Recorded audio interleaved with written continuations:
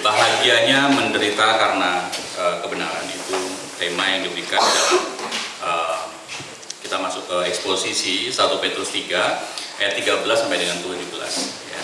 Saya mengajak kita membuka bagian firman Tuhan ini 1 Petrus 3 ayat 13 sampai dengan 17 ya. Bila sudah menemukannya, menghormati firman Tuhan, boleh kita berdiri dan membacanya bergantian. Saya baca 13, Bapak Ibu ayat 14 dan seterusnya. Saya membaca dari terjemahan Perjanjian Baru yang kedua. Ya. Demikian firman Tuhan. Lagi pula, siapa yang akan berbuat jahat terhadap kamu, jika kamu rajin berbuat baik? Silakan. Tetapi sekalipun kamu harus menderita juga karena kebenaran, kamu akan berbahagia. Sebab itu janganlah kamu takuti apa yang mereka takuti, dan jangan gentar.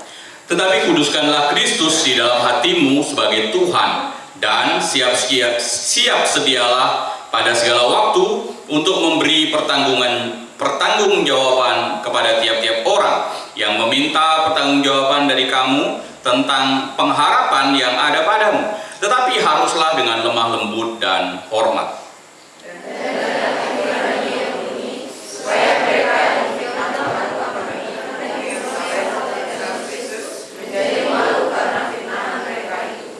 Sebab lebih baik menderita karena berbuat baik, jika hal itu dikehendaki Allah, daripada menderita karena berbuat jahat. Silakan duduk, berbagilah kita yang boleh membaca, merenungkan terlebih lagi melakukan firman itu di dalam hidup kita hari lepas hari. Bapak Ibu yang terkasih dalam Tuhan, ya, lagi-lagi Petrus berbicara tentang penderitaan. Lagi-lagi Petrus ya ngomongin tentang penderitaan, karena memang ya isu itulah yang kemudian menjadi isu utama yang menjadi permasalahan utama ya di gereja-gereja yang dikirimi surat oleh Petrus pada waktu itu. Itulah masalah utama jemaat-jemaat yang ada di perantauan masa itu ya, kerap didiskriminasi, sering dihina dan dilecehkan, ya, sering difitnah dan macam-macam ya. Kenapa? Di lingkungan seperti itulah ya, justru orang-orang ini harus menunjukkan imannya ya, harus menampilkan imannya ya, tentu sesuatu yang tidak mudah ya. Ayat 13 tadi menunjukkan bagaimana gaya hidup mereka yang harusnya mereka tunjukkan ya. Bagaimana mereka ya harusnya kalau mereka sudah melakukan seperti itu, maka ketidakbaikan, penderitaan, keburukan itu harusnya bisa dielakkan. Tetapi ya kita lihat sama-sama, belum tentu ya. Ayat 13, lagi pula siapa yang akan berbuat jahat terhadap kamu jika kamu rajin berbuat baik. Bapak Ibu, harusnya penderitaan yang tadi itu ya bisa dielakkan. Harusnya ketidakbaikan itu bisa dihindarkan. Harusnya perlakuan buruk ya terhadap mereka itu bisa dijauhkan ya. Dengan cara apa? Dengan cara rajin berbuat baik menurut Petrus ya. Menarik sebenarnya kalau kita menggali ya lebih dalam dari kata rajin. Kata rajin itu yang di sana digunakan kata zelot ya, merujuk kepada kaum tertentu, kaum zelot ya. Orang-orang zelot itu biasanya orang yang sangat berhasrat ya. Mereka memiliki semangat ya. Mereka kalau memperjuangkan sesuatu ya, itu akan dikejar terus. Kira-kira gambarnya seperti itu. Karena itu mereka seringkali ya, membela sesuatu, mau menegakkan sesuatu, memperjuangkan sesuatu itu dengan betul-betul gigih. Nah, Petrus menuju ke sana loh. Kalau kamu berbuat rajin seperti itu, kalau kamu berhasrat, bersemangat seperti itu, berhasrat dalam hal apa? Dalam hal yang baik, dalam hal yang kalau katanya kata Agathos itu bicara tentang dalam hal yang sangat baik, dalam hal yang terhormat, dalam hal yang berguna, dalam hal yang jujur dan lain sebagainya, maka ya harusnya penderitaan itu tidak mungkin dialami. Harusnya penderitaan atau aniaya atau kejahatan itu bisa terelakkan. Karena apa?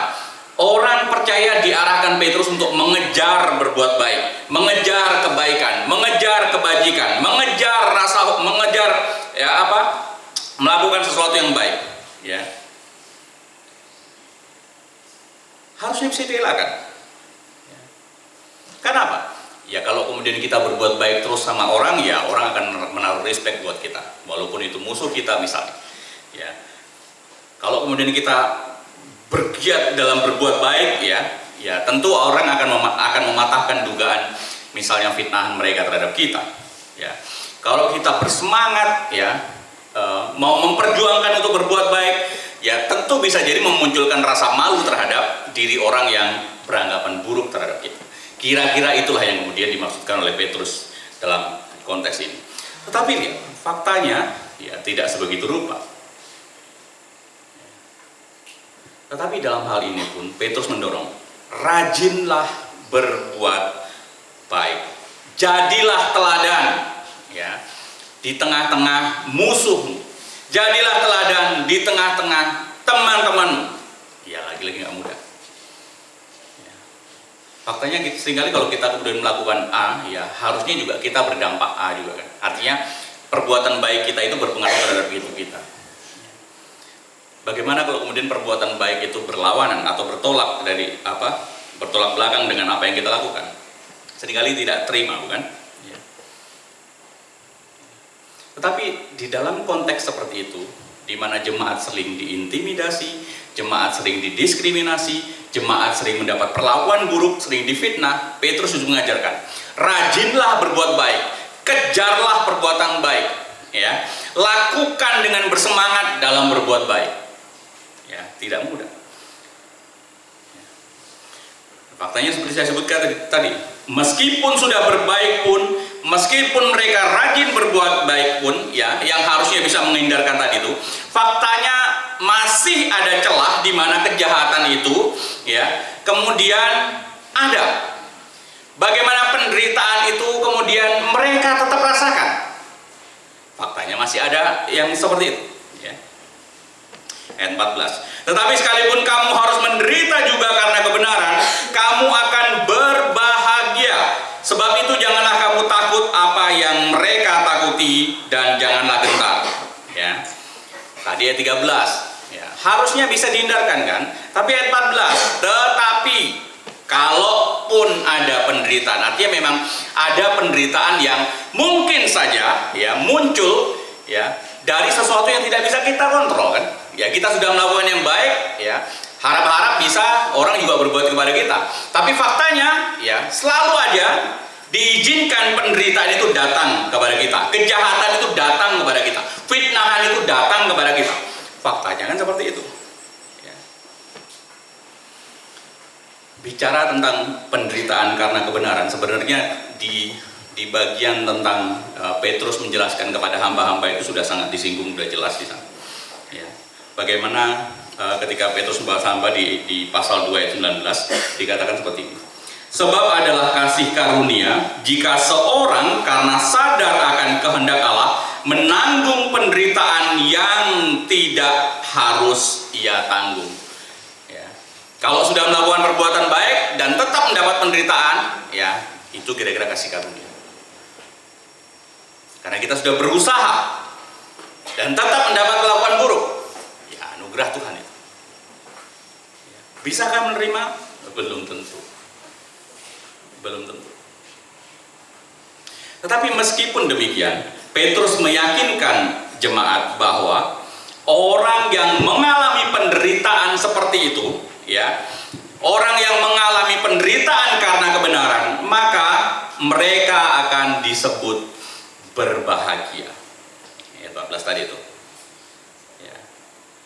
Sekalipun kamu menderita juga karena kebenaran, kamu akan berbahagia. Tidak dijelaskan dengan detail kebahagiaan apa ya yang dimaksudkan oleh oleh Petrus. Ya. Tidak dijelaskan secara detail ya bagaimana cara merasakan kebahagiaan itu. Tidak dijelaskan secara detail bagaimana ya mendapatkan kebahagiaan tadi itu. Ya. Apakah kemudian dengan menerima ketidakadilan tadi itu merupakan bagian dari kebahagiaan? Apakah dengan menerima saja perlakuan buruk walaupun kita sudah baik itu saja bagian dari bagian dari kebahagiaan? Ya. Atau seperti kata pepatah, berakit-akit dahulu berenang-renang ke tepian, ya. Bersakit-sakit dahulu nggak apa-apa dihina tapi nanti endingnya akan senang. Apakah kebahagiaan seperti itu? Ya. Atau ada kebahagiaan bentuk yang lain yang dimaksudkan oleh Petrus.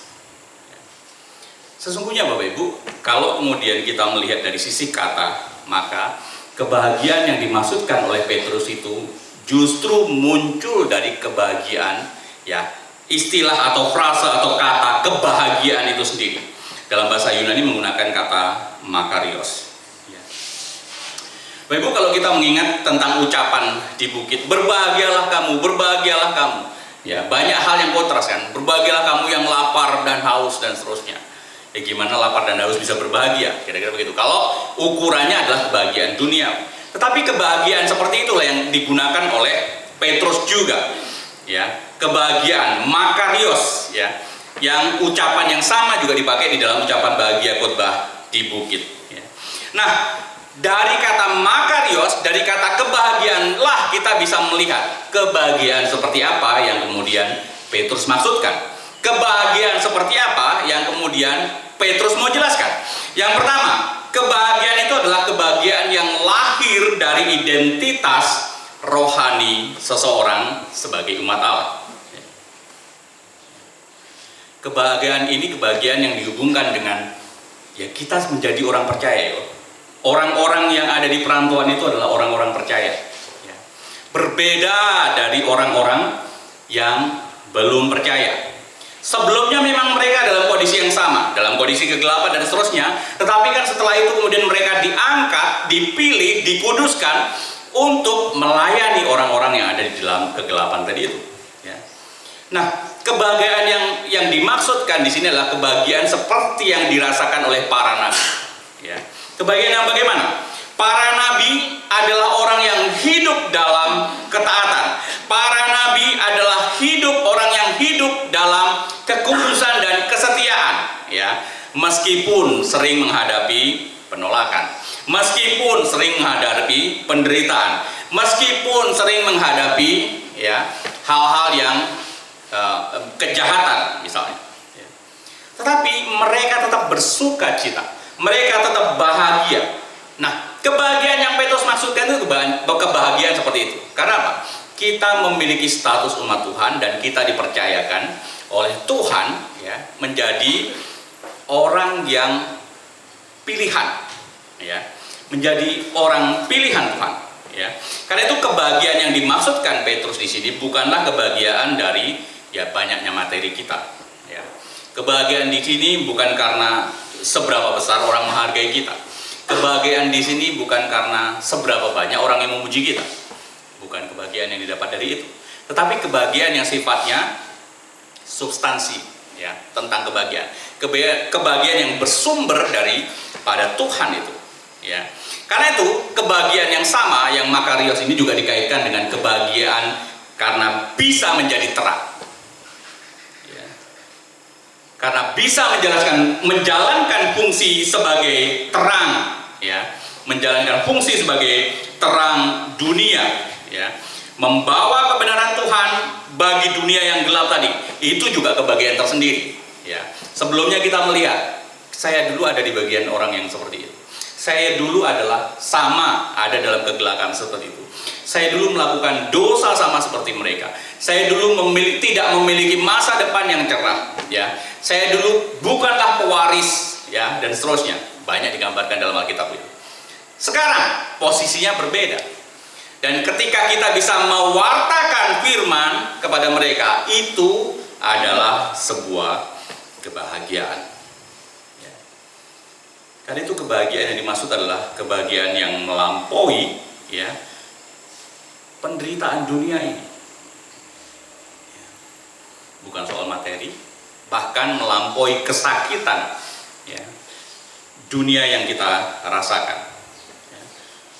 Sebuah kebahagiaan dari Tuhan, ya, yang melampaui hal-hal yang negatif tadi. Betul, hal-hal penderitaan tadi masih tetap kita rasakan, tetapi ada kebahagiaan yang kemudian Tuhan tanamkan, ya, walaupun kita tetap ada di dalam penderitaan. Ya. Mudah memahami? Tidak mudah. Mudah menghidupi apalagi. Mudah merasakan? Boro-boro. Ya. Kita digigit sedikit saja, dicubit sedikit saja mau balas. Apalagi kita sudah berbuat baik, mati-matian kepada orang, dan orang balasnya kepada kita justru sesuatu yang buruk, dan kita anggap itu sebagai kebahagiaan. Tidak mudah. Tetapi sikap seperti inilah yang kemudian mau Petrus tunjukkan kepada orang-orang percaya waktu itu. Karena itu benarlah kata Petrus. Sebab itu janganlah kamu takuti apa yang mereka takuti, dan jangan gentar. Orang boleh takut kepada kesusahan, orang boleh takut pada penderitaan, tetapi orang percaya tidaklah demikian. Ya, orang percaya tidak perlu takut dengan semua itu. Itu yang kemudian Petrus ingin tekankan. Tuhan memang tidak berjanji untuk menghindarkan orang dari kesusahan dan penderitaan. Tetapi, ya, kalau kemudian Tuhan mengizinkan penderitaan, ya, kepada kita, ya, bisa jadi itu memang karena kebaikan, ya, bisa jadi itu memang karena kebenaran. Karena ketika mendapatkan, ya, penderitaan, ya, ketika mendapatkan sesuatu yang buruk, maka kita harus cross check diri dulu. Apakah ini karena dosaku? Apakah ini karena kesalahanku? Ya, ya, kalau kamu istilahnya dihukum dapat poin karena ngambil mangga, ya, itu karena kesalahan. Tetapi kalau kamu sudah berbuat baik dan temanmu menfitnah kamu, ya, itulah baru penderitaan yang diizinkan. Karena kita sudah berusaha berbuat baik, dan orang merespon kita, menanggapi kita tidak dengan baik.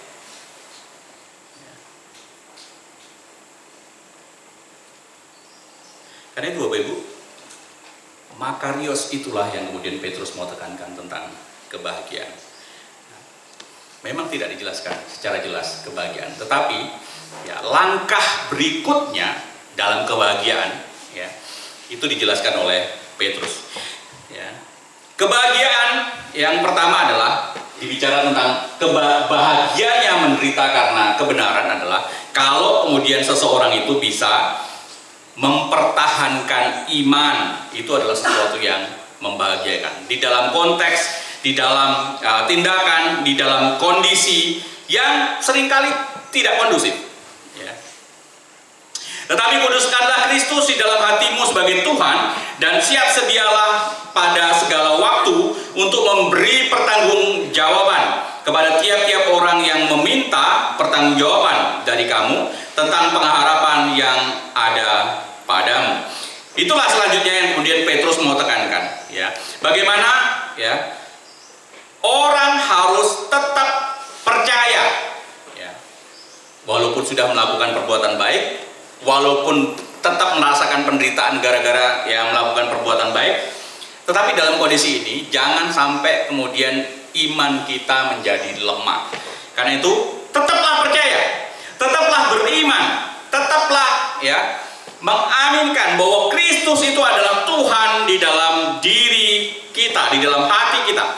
Tanamkan di dalam hati bahwa Allah, ya, bisa jadi Tuhan mengizinkan itu semua. Karena itu jangan jangan berkurang iman kita kepada Tuhan. Gara-gara Tuhan, ya, saya menderita seperti ini. Gara-gara kebenaran saya menderita seperti ini. Ya. Jangan sampai seperti itu. Ya. Itu yang Petrus mau tekankan. Tanamkan dalam hati bahwa Tuhan, ya, punya rencana dalam penderitaan tadi. Ya. Karena itu haruslah tetap percaya, ya, sehingga iman kita tidak menjadi lemah. Bukan saja tetap mempertahankan iman, ya, Petrus juga mengarahkan supaya kita siap sedia mempertanggungjawabkan iman dan pengharapan tadi. Siap, kalau kemudian kita menggali bahasa aslinya, siap sedia mempertanggungjawabkan tadi itu, ya, itu bahasa aslinya adalah apologie, ya. Karena itu Petrus mengajarkan justru di dalam kondisi itu kamu harus mempertahankan iman, kamu harus siap berapologia, ya. Kamu harus siap membela imanmu, ya. Baik itu pembelaan secara lisan, ya, berhadapan langsung dengan orang, ya. Baik itu melalui pernyataan, ya, atau argumen tertentu, ya. Nah, orang bisa melakukan seperti itu. Saya mengajak kita berpikir, Orang sudah menderita, kemudian bukan hanya disuruh beriman, tapi juga harus bersiap sedia ya membela imannya. Mana mungkin orang bisa membela imannya kalau kemudian dia tidak konsisten dalam menghidupi imannya. Mana mungkin dia bisa membela imannya kalau orang itu tidak betul-betul mendalami firman Tuhan. Ya. Karena bicara tentang siap sedia, kapanpun juga, dalam kondisi apapun, dalam kesempatan yang bagaimanapun. Ya. Dan itu adalah bagian dari kebahagiaan itu sendiri. Bisa mempertahankan iman dalam kondisi apapun. Penderitaan diizinkan, tetapi dalam penderitaan kita diharuskan tetap beriman. Itu membawa kebahagiaan. Penderitaan memang diizinkan, tapi dalam penderitaan kita diizinkan untuk membela iman kita. Ya.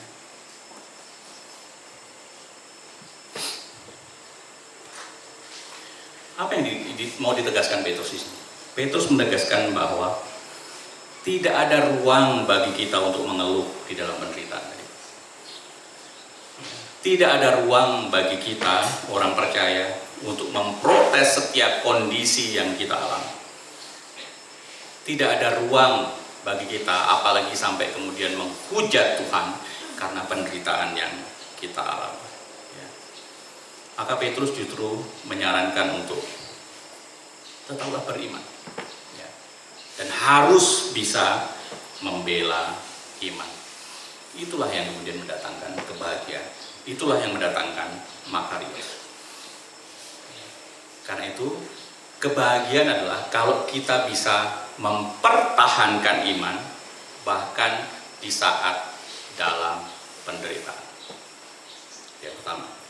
Yang kedua adalah bagaimana kebahagiaan karena bisa menyaksikan iman. Ya. Tadi mempertahankan, sekarang menyaksikan iman itu. Tetapi haruslah dengan lembut dan hormat dan dengan hati nurani yang murni, supaya mereka yang memfitnah kamu karena perlakuanmu yang baik dalam Kristus menjadi malu karena fitnahan mereka itu. Sekarang bicara tentang strategi, ya. Bukan hanya sekedar mempertahankan iman, bukan hanya sekedar berapologia, tapi berapologia pun bagian dari cara untuk menyaksikan iman, ya. Karena itu apologia yang dimaksudkan Petrus itu bukan apologia seperti orang yang kemudian berdebat, ya, yang penting menang, ya. Bagaimana apologia yang dimaksudkan Paulus bukan Petrus bukan yang menyangkal, ya. Ada beberapa proses di dalam apologia. Misalnya pertama adalah penolakan. Oh, nggak benar apa yang dikatakan dia tentang membela diri. Lalu kemudian denial kan. Lalu kemudian mencoba menguatkan. Oh enggak, apa yang dikatakan dia nggak benar. Yang benar itu adalah saya yang baik seperti ini, ya, penguatan. Ya. Lalu kemudian ada yang menunjukkan tentang diferensiasi perbedaan. Oh, kalau dia bilang begitu, saya itu sebenarnya begini loh. Mencoba membela, ya. Atau kemudian bicara tentang tindakan korektif, ya. Dia mah ngomongnya seperti itu, masa begitu? Yang benar adalah yang seperti ini, ya. Ujung-ujungnya mau menegaskan posisi iman dia yang paling benar, mau menegaskan dia adalah orang yang benar, ya, bukan seperti yang sedang mendebat dia dan seterusnya. Nah, Bapak Ibu, ya, mungkin memang di dalam apologia ada hal seperti itu, tetapi ada strategi yang kemudian Pak Petrus mau tunjukkan. Bukan sekedar mengcounter, bukan sekedar melawan apa yang kemudian atau membela, ya, menghadapi pandangan-pandangan yang melawan kita, tetapi harus dengan cara-cara yang benar, ya, harus dengan sopan, ya, dalam berapologia, harus dengan lemah lembut, ya, tidak berbantah-bantah, tidak ngotot, dan seterusnya. Rasanya nggak bisa, ya, apalagi model saya. Kalau ada orang memfitnah saya akan balas, kira-kira begitu. Dan tidak mudah model seperti ini. Ya.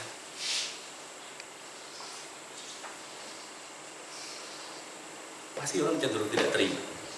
Tetapi ketika membaca ini, ya Petrus sekali lagi mengingatkan saya. Mungkin posisimu sedang dalam keadaan benar. Mungkin tindakanmu adalah benar. Ya. Dan ketika orang memfitnahmu, jangan lawan yang